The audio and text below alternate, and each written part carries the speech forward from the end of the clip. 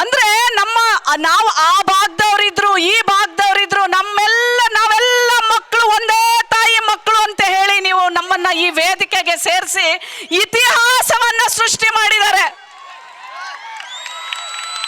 ಮನಸ್ಸು ಮಾಡಿದ್ರೆ ಏನೇನ್ ಬೇಕಾದ್ರೂ ಸಾಧಿಸಬಲ್ಲೆ ಅನ್ನುವಂತ ಸಂದೇಶ ಇವತ್ತು ನಮ್ಮ ಹುಲಿಜಂತಿ ಮಾಳಿಂಗರಾಯ ಆಚಾರ ಕೊಟ್ಟಾರೆ.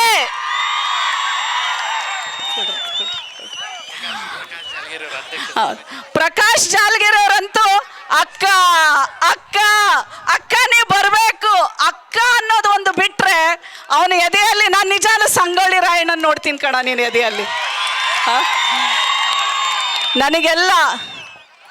ಎಲ್ಲ ಮುಖ್ಯಂದರಿಗೂ ನಮಸ್ಕಾರ ಮಾಡ್ತಾ, ಎಲ್ಲ ನಾಯಕರಿಗೂ ಯುವ ನಾಯಕಿರು ಬಹಳ ಕಡಿಮೆ ಇದ್ದಾರಪ್ಪ. ಆದರೆ ನಾಗಲಕ್ಷ್ಮಿ ಒಬ್ಬಳು ಸಾಕು, ವೇದಿಕೆನೆಲ್ಲ ಕೈಗೆ ತಗೊಳ್ತೀನಿ.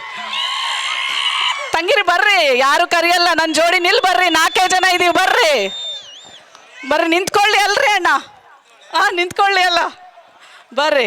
ನಮ್ಮ ಹೆಣ್ಮಕ್ಳಿಗೆ ಸ್ಥಾನ ಇರೋಲ್ರಿ, ವೇದಿಕೆ ಕರೆದ್ರು ಮೈಕ್ ಕೊಡಲ್ರಿ. ಅಂಥದ್ರಲ್ಲಿ ನಾವು 4 ಜನಕ್ಕೆ ವೇದಿಕೆ ಕೊಟ್ಟಿದ್ದೀರಪ್ಪ, ಮೈಕ್ ಕೊಟ್ಟಿದ್ದೀರಪ್ಪ, ಮಹಿಳಾ ಆಯೋಗದ ಅಧ್ಯಕ್ಷನ ಕರೆಸಿ ಗೌರವಿಸಿದಿರಪ್ಪ. ಯಾವಾಗ ಒಂದು ಸಮಾಜ ಮುಂದೆ ಬರುತ್ತೆ ಅಂತಂದ್ರೆ ವೇದಿಕೆಯಲ್ಲಿ ಅರ್ಧದಷ್ಟು ಮಹಿಳೆಯರು ಇರಬೇಕು, ಸಮಾಜದ ಮಹಿಳೆಯರು. ಅವಾಗ್ಲೇ ಮಾತ್ರ ಸಮಾಜ ಮುಂದುವರಿಯಕ್ಕೆ ಸಾಧ್ಯ.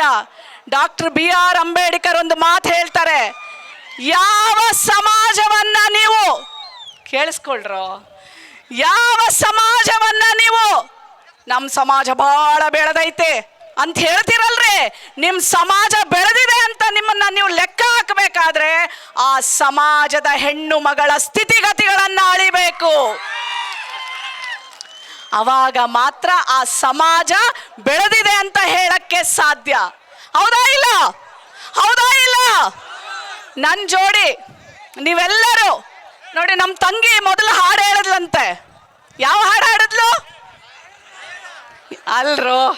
ಹಣೆ ಮ್ಯಾಲೆ ಎಲ್ರು ಹೇಳ್ತೀರಾ ನನ್ನ ಜೊತೆ ಒಂದ್ಸಲ? ಹೇಳ್ತೀರಾ? ನಾನು ಹೇಳದ ಮೇಲೆ ಹೇಳ್ರಪ್ಪ. ಹಣೆ ಮ್ಯಾಲೆ ಬಂಡಾರ ಚಂದ, ಹೆಗಲ್ ಮ್ಯಾಲೆ ಕಂಬಳಿ ಅಂದ. ಗುರುಗಳೇ ಕಂಬಳಿ ಯಾವ್ದಾದ್ರು ಕೊಡ್ರಪ್ಪ. ಹಣೆ ಮ್ಯಾಲೆ ಬಂಡಾರ ಚಂದ, ಹೆಗಲ್ ಮ್ಯಾಲೆ ಕಂಬಳಿ ಅಂದ, ಹಲೋ ಡೊಳ್ಳಿನ ಪದ ಚಂದ. ಹೇಳ್ರಿ, ಅಲ್ಲ ಎನರ್ಜಿ ಹೋಯ್ತಾ? ಅವಾಜ್ ಎಲ್ಲೋಗೈತೆ? ಸಮಯವನ್ನ ಪ್ಲೀಸ್ ಪಾಲಿಸ್ಬೇಕು ಮೇಡಮ್. ಹಣೆ ಮ್ಯಾಲೆ ಬಂಡಾರ ಚಂದ, ಹೆಗಲ್ ಮ್ಯಾಲೆ ಕಂಬಳಿ ಅಂದ, ಡೊಳ್ಳಿನ ಪದ ಚಂದ.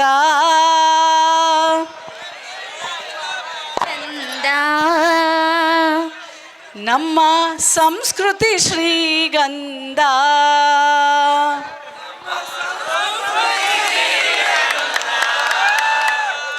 ಆಲ್ರೆಡಿ ಪೇಪರ್ ಕೊಟ್ಬಿಟ್ಟಿದ್ದಾರೆ ಭಾಷಣ ಚಿಕ್ಕದಾಗಿ ಮಾಡಿ ಅಂತ. ಆಯೋಗದ ಅಧ್ಯಕ್ಷರಿಗೆ ಹಂಗೆ ಕೊಡಬಾರ್ದ್ರಿ. ಇರ್ಲ್ರಿ ನೀವು ಎಷ್ಟೇ ಕೊಟ್ಟರು ನಾನು ಎಷ್ಟು ಮಾತಾಡ್ಬೇಕು ಅಷ್ಟು ಮಾತಾಡ್ತೀನಿ ಬಿಡ್ರಿ. ಯಾರು ಅವಮಾನಗಳಿಲ್ದೆ ಅಪಮಾನಗಳಿಲ್ದೆ ಒಂದು ನಾಯಕರಾಗಲ್ರಿ. ಕನಕದಾಸರನ್ನ ನೆನಪಿಟ್ಕೊಳ್ರಿ ನೀವು. ಅವರು ಮೊದಲು ಕನಕ ನಾಯಕ, ತಿಮ್ಮಪ್ಪ ನಾಯಕ ನಂತರ ದಾಸನಾದ್ರು. ನಾಯಕನಿಗೆ ಎಲ್ಲೆಲ್ಲಿ ಅವಮಾನಗಳು, ಅಯ್ಯೋ ಒಳಗೆ ಸೇರಿಸ್ತಿರ್ಲಿಲ್ಲ. ನಮ್ಮನ್ನು ನೀವು ರೋಡಲ್ಲಿ ಬಿಟ್ಟರು ಸಾಕು, ನಾವು ಬೀದಿಯಲ್ಲೇ ನಿಂತ್ಕೋತೀವಿ, ನಮಗೆ ವೇದಿಕೆನೂ ಬೇಕಾಗಿಲ್ಲ. ನಮಗೆ ನಿಮ್ಮ ಜಾಗದಲ್ಲಿದ್ದರೆ ಸಾಕು, ನಮಗೆ ವೇದಿಕೆ ಅವಶ್ಯಕತೆ ಇಲ್ಲ. ನಮಗೆ ನೀವೆಲ್ಲಿ ಕೂತಿದ್ದೀರಾ ಅಲ್ಲೇ ಕೂತ್ರೆ ಸಾಕ್ರಿ. ನಾವು ಕನಕದಾಸರ ಅಡಿಯಲ್ಲಿ ನಡೆಯುವಂಥ ಮಗಳ್ರಿ, ಅಲ್ವೇನ್ರಿ? ಹೌದಾ ಇಲ್ಲ? ರಾಯಣ್ಣ ಬರೀ ಹೆಸರಲ್ರಿ, ರಾಯಣ್ಣ ಈ ಮಣ್ಣಿನ ಕಣ, ರಾಯಣ್ಣ ಸ್ವಾಭಿಮಾನದ ಪ್ರತೀಕ, ರಾಯಣ್ಣ ಅಪ್ರತಿಮ ದೇಶಭಕ್ತ, ರಾಯಣ್ಣ ಅನ್ಯಾಯದ ಕ್ರಾಂತಿಕಾರಿ ಮಗಾರಿ. ಅಂತ ವಂಶಸ್ಥರು ನಾವೆಲ್ಲರೂ. ನಾವು ಖಂಡಿತವಾಗಲು ಎಷ್ಟೇ ಸೋಲುಗಳು ಬರಲಿ, ಎಷ್ಟೇ ಅಪಮಾನಗಳು ಬರಲಿ, ನಾವು ನಿಂತೇ ನಿಲ್ತೀವ್ರಿ. ಅಣ್ಣರೇ ಹೇಳ್ತಾ ಇದ್ರು, ಅಣ್ಣ ಬರ್ರಿ ಅಣ್ಣ ಇಲ್ಲಿ, ನಾ ಸೋತೀನಿ.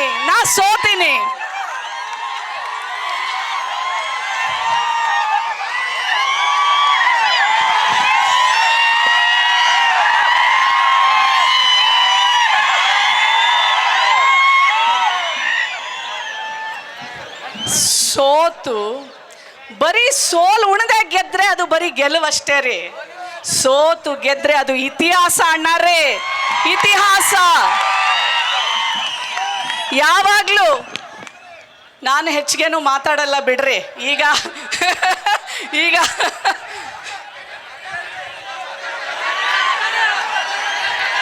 ಮಾತಾಡ್ಬೇಕಾ ಬ್ಯಾಡ್ರಿ?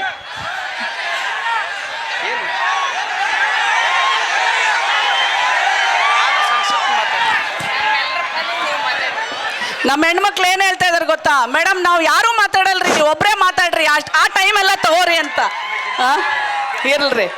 ಇರಲ್ರಿ, ನೆನಪಿಟ್ಕೊಳ್ರಿ. ಇವತ್ತು ಇಷ್ಟೊಂದು ದೊಡ್ಡ ಮಟ್ಟಕ್ಕೆ ರಾಯಣ್ಣನ ಜಾತ್ರೆ ಮಾಡ್ತಾ ಇದ್ದಾರೆ ಅಂದರೆ ಅದಕ್ಕೊಂದು ಅರ್ಥ ಇದೆ. ಇವತ್ತು ನೀವು ವಾಪಸ್ ಹೋಗ್ಬೇಕಾದ್ರೆ ಪ್ರತಿಯೊಬ್ಬ ಮಗ ನೀವು ರಾಯಣ್ಣನಾಗಿ ವಾಪಸ್ ಹೋಗ್ಬೇಕಾಗತ್ತೆ.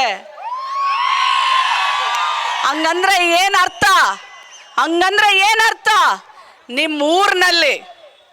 ನಿಮ್ಮೂರಿನಲ್ಲಿ ಪ್ರಶ್ನೆ ಮಾಡುವ ಅಧಿಕಾರವನ್ನ ಕಲಿಬೇಕು ನೀವು. ನಾನು ಈ ಭಾಗಕ್ಕೆ ಬಂದ್ರೆ ಎಲ್ಲರೂ ಕೇಳ್ತಾರೆ, ಮೇಡಮ್ ನಮ್ಮೂರಲ್ಲಿ ಶಾಲೆಯಲ್ಲಿ ಟೀಚರ್ಗಳಿಲ್ಲ, ನಮ್ಮೂರಿಗೆ ಬಸ್ ಬರಲ್ಲ, ನಮ್ಮೂರಲ್ಲಿ ಆಸ್ಪತ್ರೆಗಳಲ್ಲಿ ಡಾಕ್ಟರ್ ಇಲ್ಲ, ನಮ್ಮೂರಿಗೆ ರಸ್ತೆ ಇಲ್ಲ. ನೋಡಿ, ರಾಯಣ್ಣನ ಮಕ್ಕಳ್ರಪ್ಪ ನಾವು ಗುಲಾಮಗಿರಿ ಬದುಕನ್ನ ಬದುಕೋದಿಲ್ಲ. ಇದನ್ನ ನೀವು ವಾಪಸ್ ತಗೊಂಡೋಗ್ಬೇಕಾಗಿರೋದು. ಪ್ರಶ್ನೆ ಮಾಡುವುದನ್ನ ಕಲ್ತಾಗ ಮಾತ್ರ ಈ ರಾಯಣ್ಣನ ಜಾತ್ರೆಗೆ ಒಂದು ಅರ್ಥ ಸಿಗತ್ತೆ. ನೆನ್ಪಿಟ್ಕೊಳ್ಳಿ ನೀವೆಲ್ಲರೂ. ಊರೊಳಗಡೆ ಎಂಟರಾಗುವಂತ ಯಾವುದೇ ನಾಯಕನಿಗೆ ಭಯ ಇರಬೇಕು. ರಾಯಣ್ಣನ ಮಕ್ಕಳಪ್ಪ ಪ್ರಶ್ನೆ ಮಾಡ್ತಾರೆ, ಅನ್ಯಾಯ ಆದ್ರೆ ಹೋರಾಟ ಮಾಡ್ತಾರೆ. ನಾವು ಅವರಿಗೆ ಕೊಡಬೇಕಾದಂತ ಮಾಡಬೇಕಾದಂತ ಎಲ್ಲವನ್ನು ಮಾಡದೆ ಹೋದ್ರೆ ಮಂಡಿ ಊರ್ಸಿ ಕೆಳಗಿಳಿಸ್ತಾರೆ ಅನ್ನುವಂತ ಸಂದೇಶ ನೀವು ತಗೊಂಡೋಗ್ಬೇಕು. ತಗೊಂಡೋಗ್ತೀರಾ? ಎರಡನೇದು, ಎಲ್ಲರೂ ಸೇವೆ ಮಾಡಿ ಸಾಕು ಅಂತ ನಮ್ಮ ಮೋಹನ್ ನಮ್ಮ ಮೋಹನ್ ಮೇಟಿ ಅವ್ರು ಹೇಳ್ತಾ ಇದ್ರು. ಕರೆಕ್ಟ್ ರೀ. ನಮ್ಮನ್ನೆಲ್ಲ ಬರೀ ಉಪಯೋಗ ಮಾಡ್ಕೊಂಡ್ಬಿಟ್ರೆ ಹೆಂಗ್ರಿ? ನಾವು ನಾಯಕ ಒಂದು ಸಾಮ್ರಾಜ್ಯವನ್ನ ಕಟ್ಟಿದಂತ ವಂಶದಿಂದ ಬಂದವ್ರಿ. ನಾವು ಸಹ ನಾಯಕರಾಗಿ ಹೊರಡ್ಬೇಕ್ರಿ. ಎಷ್ಟೋ ಜನ ಹೇಳ್ತಾರ್ರಿ, ಗುರುಗಳೇ ನಮಗ್ ಕೇಳ್ತಾರ್ರಿ, ಹೆಣ್ಣು ಮಗಳಿಕ್ಕಿ ಹತ್ರ ಏನ್ ಶಕ್ತಿ ಇರ್ತದ? ಅಪ್ಪ ಇಲ್ರಿ, ಅಪ್ಪ ನಾಯಕ ಇಲ್ರಿ, ಅಪ್ಪ ಸತ್ತಾರ್ರಿ. ನಮ್ಮಪ್ಪ 21 ವರ್ಷ ಆಯ್ತ್ರಿ. ರಾಜಕಾರಣಕ್ಕೆ ಬರೋರಿಗೆಲ್ಲ ಅಪ್ಪ ಇರ್ಬೇಕ್ರಿ ಅಂತ ಹೇಳ್ತಾರ್ರಿ. ಈ ಹೆಣ್ಮಗಳ ಹತ್ರ ರೊಕ್ಕ ಇಲ್ರಿ, ಈಕಿ ಹಂಗ್ರಿ ನಾಯಕಿ ಆಗ್ತಾಳೆ ಅಂತ ಎಷ್ಟೋ ಇಂಥ ವೇದಿಕೆಗಳ ಮೇಲೆ ಹತ್ತಿಸ್ದೆ ಕೆಳಗಡೆನೆ ಇಟ್ಟು ವೇದಿಕೆ ಮೇಲೆನೆ ಅಪಮಾನ ಮಾಡಿದ್ದಾರೆ. ನಾನು ತಲೆನೇ ಕೆಡಿಸ್ಕೊಳಲ್ರಿ. ತಂದೆ ಇಲ್ದ ಮಗಳಾದ್ರೂ ಸತ್ಯದ ಪ್ರೇರಣೆ ನನಗೆ ರಾಯಣ್ಣ, ಸಾಮಾಜಿಕ ಬದ್ಧತೆಗೆ ಪ್ರೇರಣೆ ಡಾಕ್ಟರ್ ಅಂಬೇಡ್ಕರ್, ಮಾನವೀಯತೆಗೆ ಪ್ರೇರಣೆ ನನಗೆ ಈ ನಾಡಿನ ಕಲ್ಯಾಣ ಕರ್ನಾಟಕದ ಕ್ರಾಂತಿಯನ್ನ ಹುಟ್ಟಿಸಿದಂತ ಬಸವಣ್ಣ.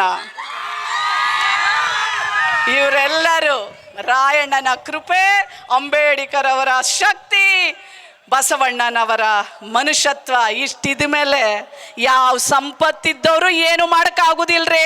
ಸತ್ಯವಾಗಿ ನಡಿತೀವ್ರಿ. ಎಲ್ಲಿ ಕರ್ಕೊಂಡೋಗ್ತಾನೆ ಭಗವಂತ ಅಲ್ಲಿ ಕರ್ಕೊಂಡೋಗ್ಲಿ, ಏನು ಆಸೆ ಇಲ್ಲ. ಸೇವೆ ಒಂದೇ. ರಾಯಣ್ಣನ ಹತ್ರ ದುಡ್ಡಿರ್ಲಿಲ್ರಿ.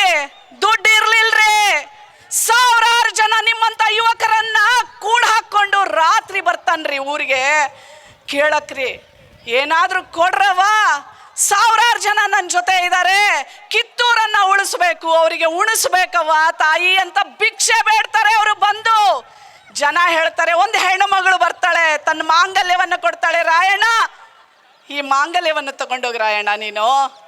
ರಾಯಣ್ಣ ಹೇಳ್ತಾನೆ, ಈ ಮಾಂಗಲ್ಯವನ್ನು ತಗೊಂಡೋಗಿ ನಾನೇನು ಮಾಡಲಿ, ನಿನಗೊಬ್ಬ ಮಗ ಇದ್ರೆ ಮಗನನ್ನ ಕೊಡು, ಈ ದೇಶಕ್ಕೋಸ್ಕರ ಅವನು ಪ್ರಾಣ ಬಿಟ್ರೆ ಸ್ವರ್ಗವನ್ನ ಸೇರ್ತಾನೆ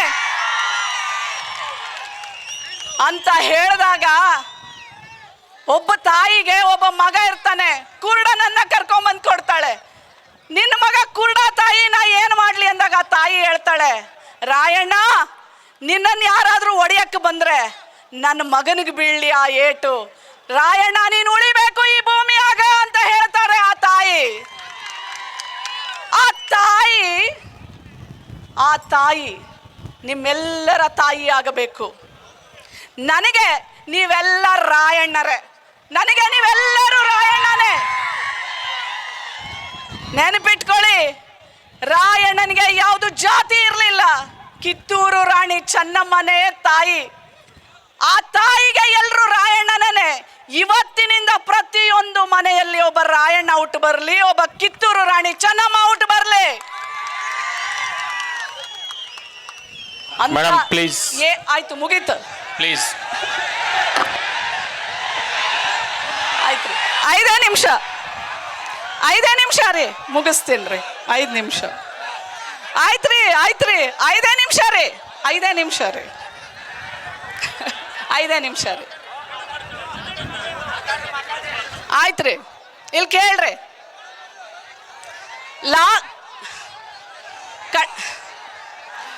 ಕಡೆದೊಂದು ನಿಮ್ಮ ಮನೆಯಲ್ಲಿರುವಂತ ಪ್ರತಿಯೊಂದು ಹೆಣ್ಣು ಮಗಳನ್ನ ಓದಿಸಿ. ನಮ್ಮೂರು ಮಾರೇನಹಳ್ಳಿ ಒಂದು ಹಳ್ಳಿ ರೀ. ಋತುಮತಿ ಆದ್ಮೇಲೆ ಮೈ ನೆರೆದ ಮೇಲೆ ಆ ಹೆಣ್ಣು ಮಗಳನ್ನ ಮದುವೆ ಮಾಡಿಬಿಡ್ತಿದ್ರಿ ನಮ್ಮೂರಲ್ಲಿ. ನಮ್ಮ ತಂದೆ ಹೇಳ್ತಾರೆ ನಮ್ಮ ತಾಯಿಯವ್ರಿಗೆ, ನನ್ನ ಮಗಳನ್ನ ನಾನು ಓದಿಸ್ತೀನಿ, ನಾನು ಮದುವೆ ಮಾಡೋದಿಲ್ಲ ಅಂತ. ನಾನು ಓದ್ತೀನಿ, ಆ ಇಡೀ ಊರಿಗೆ ಮೊದಲನೇ ವಿದ್ಯಾವಂತೆ ಆಗ್ತೀನಿ, ಮೊದಲನೇ ಡಾಕ್ಟರ್ ಆಗ್ತೀನಿ.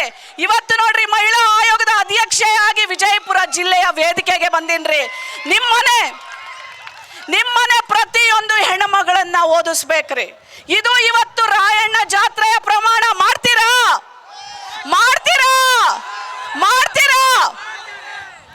ನಿಮ್ಮನೆ ಹೆಣ್ಣು ಮಗಳಿಗೆ ಯಾರು ಹೊಡಿಬಾರ್ದ್ರಿ, ಬೈಬಾರ್ದ್ರಿ, ಗೌರವಿಸ್ಬೇಕ್ರಿ. ನೀವು ರಾಯಣ್ಣನ ಮಕ್ಕಳೇ ಆಗಿದ್ರೆ ಆ ತಾಯಿಯನ್ನ ಗೌರವಿಸ್ಬೇಕ್ರಿ. ಗೌರವಿಸ್ತೀರಾ?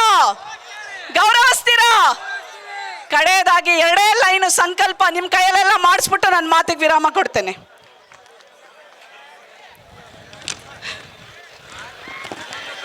ಎಲ್ರು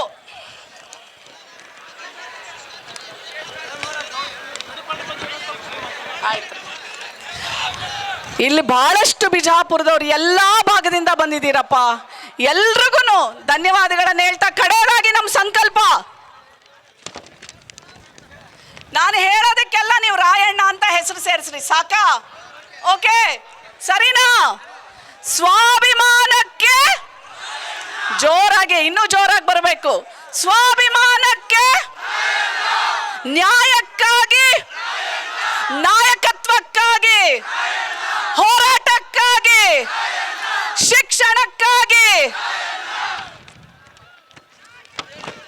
ಒಬ್ಬರಿಗಾಗಿ ಅಲ್ಲ ಎಲ್ಲರಿಗೂ, ಒಬ್ಬರಿಗಾಗಿ ಅಲ್ಲ ಎಲ್ಲರಿಗೂ, ಹೆದರದೆ ಮುಂದೆ ನಡೆಯೋಣ, ಹೆದರದೆ ಮುಂದೆ ನಡೆಯೋಣ.